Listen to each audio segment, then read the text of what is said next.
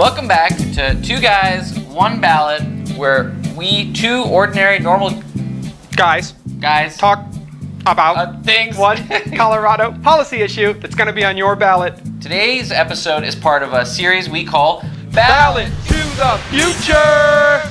Today's episode is about bingo and raffles. Bingo! Sasha, why don't you tell them about this measure? I love bingo! This is going to be a constitutional amendment about bingo. Why does our Constitution talk about bingo and raffles? Well, Thomas Jefferson famously said in the... Yes. Thou shalt have bingo. On Tuesdays and Saturdays and never with the British. Why does our Constitution have bingo in it? The records have been lost. Nobody knows. It's in the Constitution today, and it's there because we have casinos.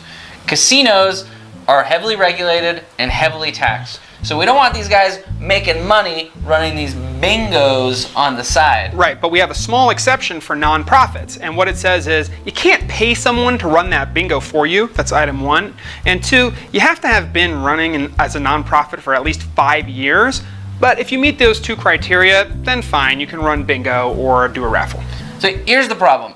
We've got nonprofits that say, hey, we've been in business for 3 years, 4 years, and we still can't run bingo. Also, there's some elite bingo hosts out there, and these guys can't get paid. All right, They gotta make some money. Now, if this passes, Sasha, how much money will they be able to make? Minimum wage. They will be able to earn up to minimum wage. So that's thing number one that this will do is it will allow those rock star bingo hosts to make up to minimum wage for running bingo. So that's one. And two, it will decrease. It will say, fine, we understand you haven't been a nonprofit for 5 years, but 3 years will be the new limit. So you have to have been if you've been a nonprofit for 3 years, then you'll be able to run bingo. Can that really be very impactful? How did this get the attention of the legislature? You know, our nonprofit's been around for 3 years. 2017. We could run a two guys, one ballot. Bingo will be the next episode. Cash prizes. Sasha will get paid minimum wage.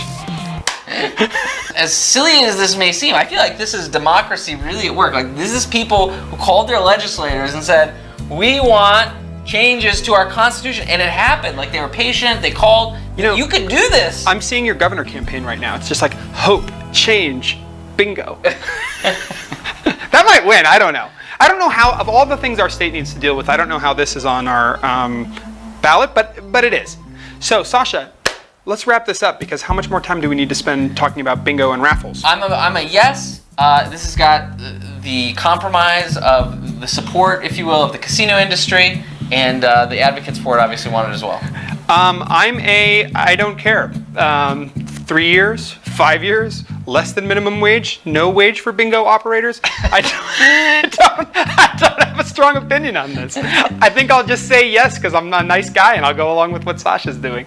But let us know in the comments, did we miss something? Is there some reason we should be opposing this? Is this big bingo out to ruin Big bingo!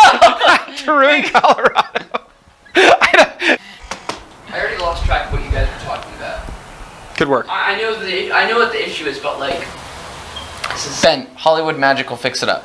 No, I know. Try switching up who's talking sometimes so that it's less like... I feel like I'm falling asleep to your voice like if you're constantly talking to the camera. I already